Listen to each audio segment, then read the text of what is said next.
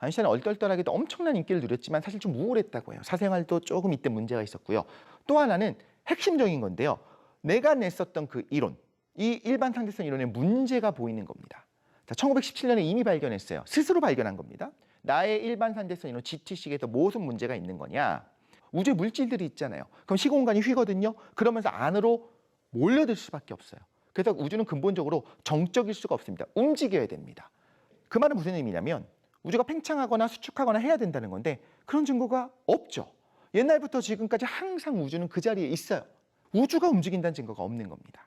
당시 천문학자들이 정적이다라고 이야기를 했었고요. 심지어 당시는 뭘 몰랐냐면요. 외부 은하가 있는지도 몰랐습니다. 그래서 천문학계 굉장히 유명한 대논쟁, 그레이트 디베이트가 이때 있었는데요. 이 부분은 오늘의 주제에 좀 넘어가지만 당시의 지식의 한계가 있었다라는 겁니다.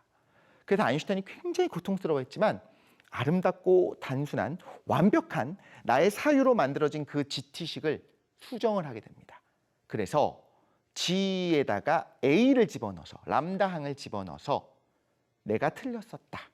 우주가 원래는 중력 때문에 수축해야 되는데 수축하는 걸 막고 있는 무언가가 있다. 우주상수 람다항을 첨가를 하게 됩니다. 자, 여기까지 위대한 성취가 있는 과학자가 일단 발표했었던 내 이론에 결함이 있는 거를 인정하는 건 사실 쉽지 않아요. 아무도 모르던 걸 알아낸 과학자는 더더욱 쉽지 않았을 거예요. 그리고 굉장히 아인슈타인 자존심이 센 과학자였어요.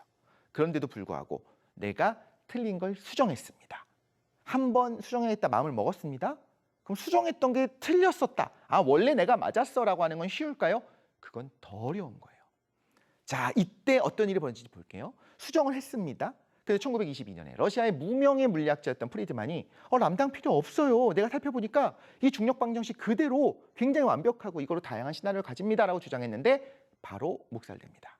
27년에 벨기에 카톨릭 신부였던 르메트르가 지적을 합니다. 직접 만나서 이야기를 해요. 그런데 관심을 기울이지 않습니다. 이런 이야기를 합니다. 설명을 듣고서 이해하려고 노력 자체를 안 하고 싶어 했던 것 같다라는 겁니다. 그래서 이렇게 해석하기도 해요.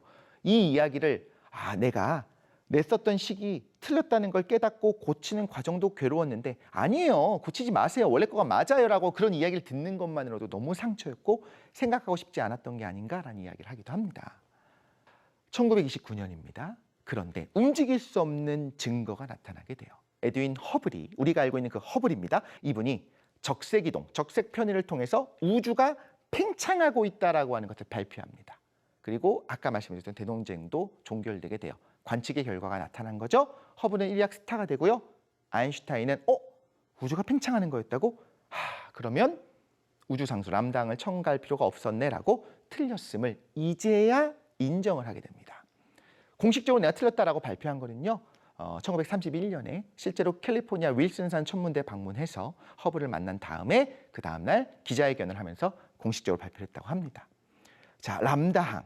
이 우주상수를 첨가한 거는 쉬운 결정이 아니었습니다. 하고 싶지도 않았어요. 그런데도 내가 스스로 한 거였어요. 왜냐하면 이유가 뭐였죠?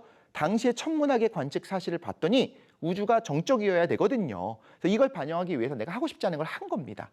그런데 최신 관측 사실을 보니까 원래 내 이론이 맞았다는 거예요. 그걸 가지고 람다항을 철회했어요. 자, 대중은 어떻게 인식할까요?